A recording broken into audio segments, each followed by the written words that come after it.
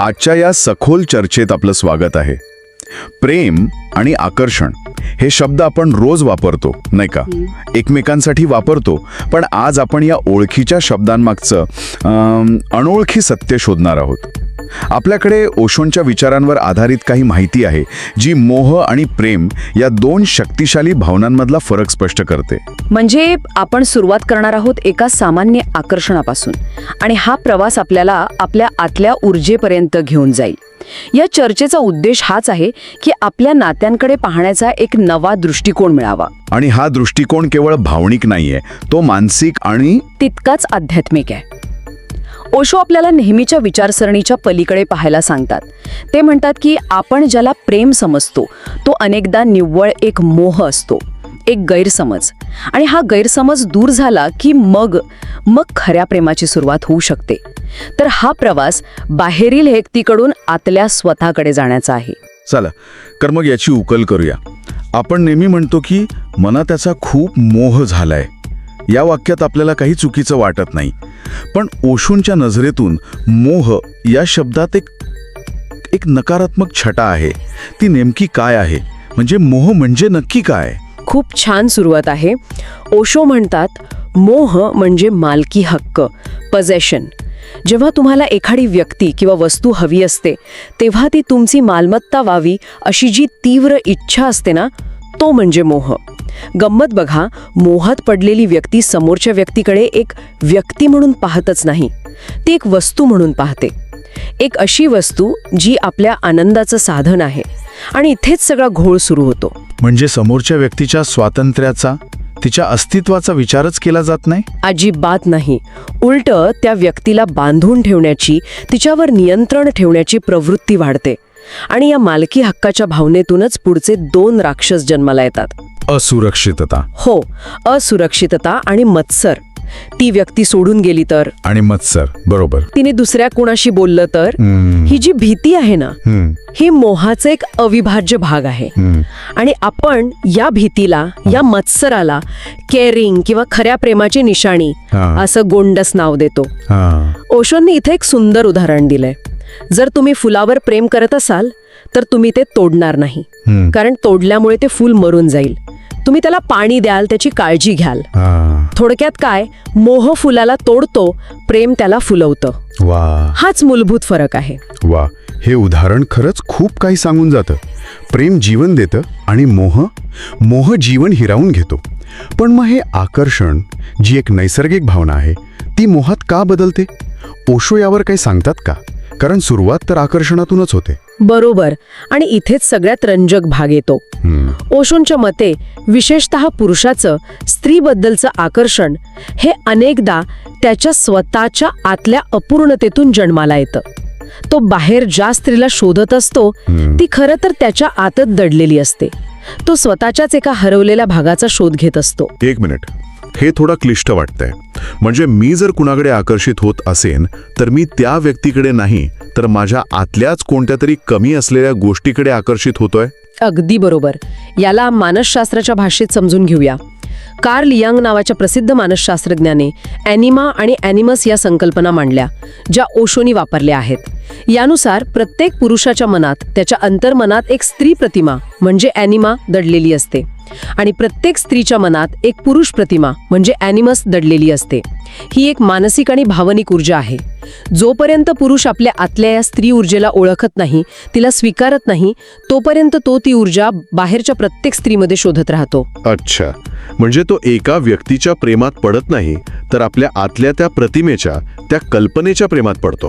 हो, यालाच प्रोजेक्शन म्हणतात. असं समजा की आपल्या मनात एक सिनेमा तयार आहे, त्याची एक हिरोलिय किंवा हिरो ठरलेला आहे, आणि मग आपण भेटणाऱ्या प्रत्येक व्यक्तीवर ती भूमिका लादण्याचा प्रयत्न करतो.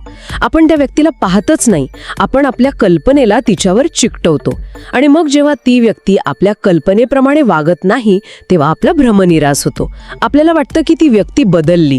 खरं तर ती व्यक्ती तशीच असते, फक्त आपली कल्पना आणि वास्तव यातला फरक आपल्याला दिसायला लागतो. हे तर खूपच धक्कादायक आहे. म्हणजे अनेकदा नाती तुटल्यावर आपल्याला वाटतं की आपण त्या व्यक्तीशिवाय जगूच शकत नाही. त्याचं कारण हेच आहे. खरं तर आपण त्या खऱ्या व्यक्तीला नाही तर आपल्या आतल्या त्या प्रतिमेला, त्या प्रोजेक्शनला मुक्त असतो.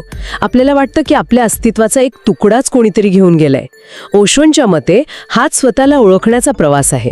जोपर्यंत हा आतला शोध पूर्ण होत नाही तोपर्यंत बाहेरचा शोध सुरूच राहतो, आणि जोपर्यंत शोध बाहेर आहे तोपर्यंत तो नेहमीच मोह असतो, प्रेम नाही. पण ओशोंचा हा विचार थोडा टोकाचा मिशका वाटत. म्हणजे प्रत्येक आकर्षण हे केवळ आपल्या आतल्या अपूर्णतेचं प्रदर्शन आहे असं मानलं तर कोणत्याही नात्यातली सहजता आणि सौंदर्यच नाहीसं होईल. कधी कधी आकर्षण साधं सोपं असू शकतं, नाही का? तुमचा मुद्दा बरोबर आहे. प्रत्येक आकर्षणाला इतक्या खोलवर जाऊन तपासायला हवं का, हा प्रश्न पडू शकतो. ओशोंचा उद्देश आकर्षणाला नाकारणं नाहीये, तर त्याच्या मुळाशी जायला सांगणं आहे. ते म्हणतात की आकर्षणाला अनुभवा, पण जागरूकतेने. जेव्हा आकर्षण निर्माण होईल तेव्हा स्वतःला विचारा की मी या व्यक्तीच्या कोणत्या गोष्टीकडे आकर्षित झालोय, तिच्या शरीराकडे, तिच्या सौंदर्याकडे की तिच्या असण्याकडे.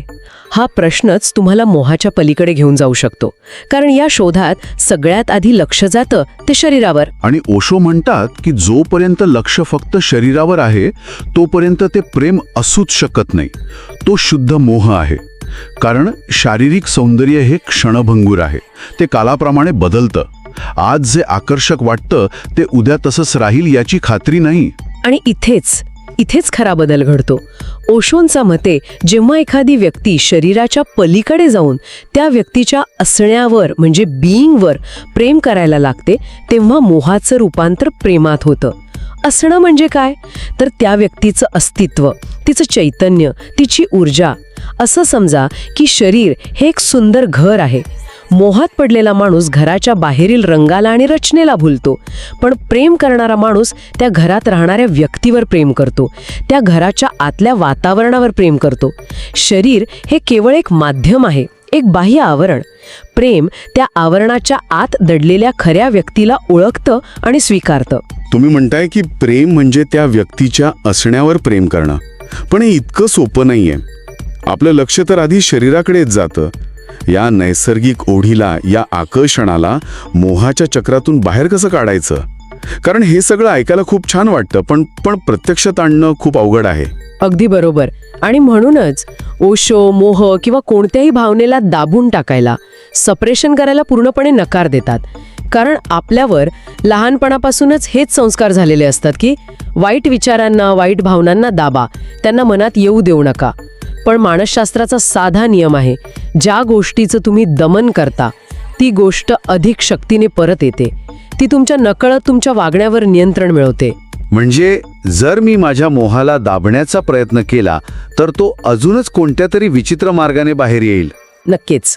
तो तुमच्या स्वप्नात येईल, तुमच्या वागण्यात चिडचिड म्हणून दिसेल, किंवा तुम्ही त्या व्यक्तीचा तिरस्कार करायला लागाल, पण तुम्ही तिच्या विचारातून मुक्त होऊ शकणार नाही. म्हणून ओशो दमन करण्याऐवजी जागरूकता, अवेअरनेस वाढवायला सांगतात. ते म्हणतात वॉच इट. जेव्हा मोह निर्माण होतो तेव्हा त्या भावनेकडे तटस्थपणे, एका साक्षी भावने पहा. ती भावना का आली, कुठून आली, ती आल्यावर तुमच्या शरीरात आणि मनात काय बदल घडत आहेत याचं फक्त निरीक्षण करा. त्या भावनेच्या प्रवाहात वाहून जाऊ नका किंवा तिला नाकारून तिच्याशी भांडूही नका. म्हणजे त्या भावनेचे गुलाम न बनता तिचे मालक बनण्याचा प्रयत्न करायचा. पण ही तटस्थता, हा साक्षी भाव आणायचा कसा? रोजच्या धावपळीत हे शक्य आहे का? नाही, हे सोपं नाही. आणि इथेच ओशो ध्यानाची पायरी सांगतात. ते म्हणतात ध्यान हाच यावरचा एकमेव मार्ग आहे. ध्यान म्हणजे हा साक्षी भावाचा सराव करण्याची एक प्रयोगशाळा आहे. ध्यान म्हणजे विचारांना थांबवणं नव्हे, तर आपल्या विचारांना आणि भावनांना कोणत्याही न्यायाशिवाय, कोणत्याही हस्तक्षेपाशिवाय पाहण्याची क्षमता विकसित करणं. ध्यान आपल्याला एक आंतरिक जागा देतं, जिथे आपण आपल्या भावनांपासून थोडा अंतर ठेवून त्यांना पाहू शकतो. त्यामुळे आपण भावनेच्या आहारी जात नाही.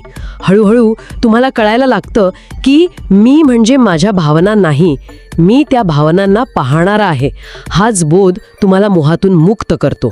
तर या सगळ्या चर्चेचा आपण जर सारांश पाहिला तर ओशोंच्या विचारानुसार काही गोष्टी स्पष्ट होतात. पहिली, मोह म्हणजे मालकी हक्क आणि प्रेम म्हणजे स्वातंत्र्य. मोह बांधतो, प्रेम मुक्त करतं. बरोबर. दुसरी गोष्ट म्हणजे मोह नेहमी दुसऱ्याकडून काहीतरी मिळवण्याच्या अपेक्षेवर टिकून असतो, तर प्रेम विना अट देण्यावर विश्वास ठेवतं.